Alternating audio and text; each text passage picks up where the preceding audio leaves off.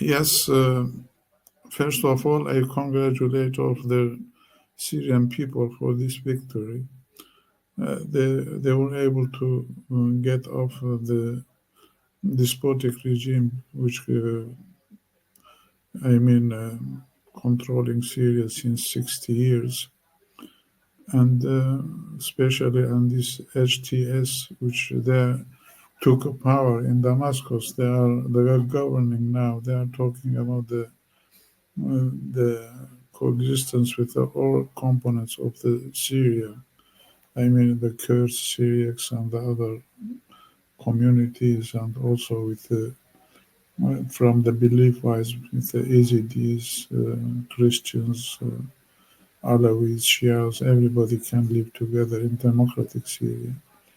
So this is a big step toward the democratic Syria which we are struggling for. For the dialogue, I think it's too early now to talk about it because there are still few days, 2, 3 days. But we are looking for the ways how to contact them, how to do it. Maybe we can go to Damascus and they can come to us. We are trying, I mean, looking for the ways. And now, maybe if we have some maybe contacts through the mediators like the international coalition, but I think we have to do it face to face or become together. I mean, to discuss the problems of the Syrian. For their past, of course, everybody knows that HTS is, well, there is a history of them. They were Jabhat al-Nusra before, and they were jihadists. And so at the beginning, I mean, but now they are trying to change themselves.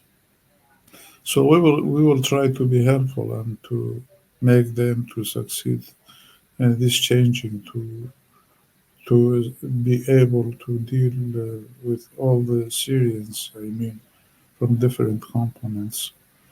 But the problem is not them. Problem is the other group which they are coordinating with them, which is SNA.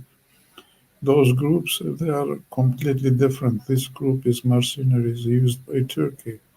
And Turkey has used them in many places. They have used them in Libya, in Somalis, in Kenya, and in Azerbaijan, and now they are using them. They are pushing them toward us, and still there are some clashes going on between our areas. I mean, the administration, democratic Syrian forces, and with those groups in Manbij and somewhere else.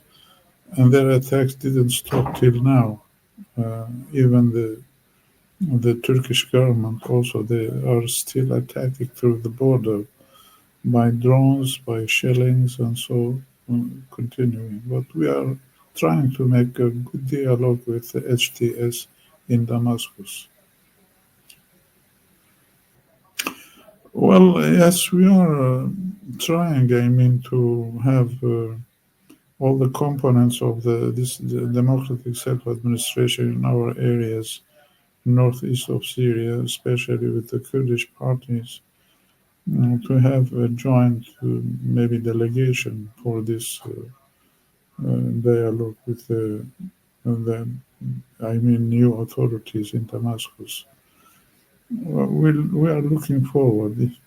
And from the other side, we have our forces, which is self-defense forces. If there is any attack in our areas, we will try to keep our areas safe from any attacks. We are defending ourselves. So we are, but it's too early now to talk about negotiations going on. We hope in near future we will be able to make contacts and to make some deals with them. Turkey is looking. They are after their, I mean, a new Ottoman Empire. I mean, they are trying to maybe they are involved in the Syrian crisis from the beginning till now. So they are expansionists. I mean, they are trying to do it, and the wrong thing, they see the Kurds are enemies. I mean, they don't accept the Kurdish existence in anywhere, not in only in Turkey. So this is the cause they are attacking us, and they are now maybe sending those groups, SNA, to our areas to attack. So if they give up, if they check their hand from the Syria, I think it will be okay. It will be it will be okay. We can make a peace and sustainable peace for Syria. But since Turkey is involved, it's difficult to do it. Or they should give up their those expansionist dreams for new Ottoman Empire, and they should look the peace. I think. But these conditions, after I mean, this fighting in numbers in the others, it seems Turkey is not, I mean, accepting yet. I mean, they didn't change their mind and their policies against Syria, which is make things very difficult now. Well, we are looking for the unity of Syria, and we would like to, I mean, to build a decentralized Syria. I mean, maybe the democratic way. Some of them they call it federalism. Some of them they regional autonomous areas. But anyway, we what we are doing now in our areas, we have all these components. I mean, the Kurdish, Syriacs, and I mean all the components are living together, and we have a social contract, which is like a constitution for our area.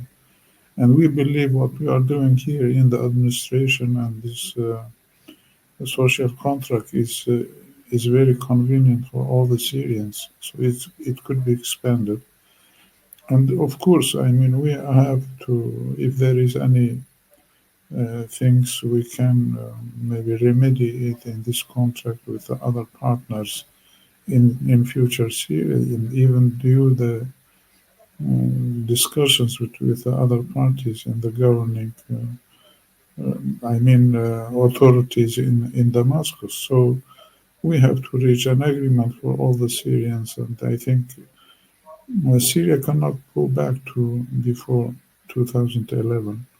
It should be new Syria, and new Syria should, I mean, recognize the rights of all the components living in Syria. So this is what we will be able to do it. I think if we think seriously about the peace and stability in Syria. Thank you.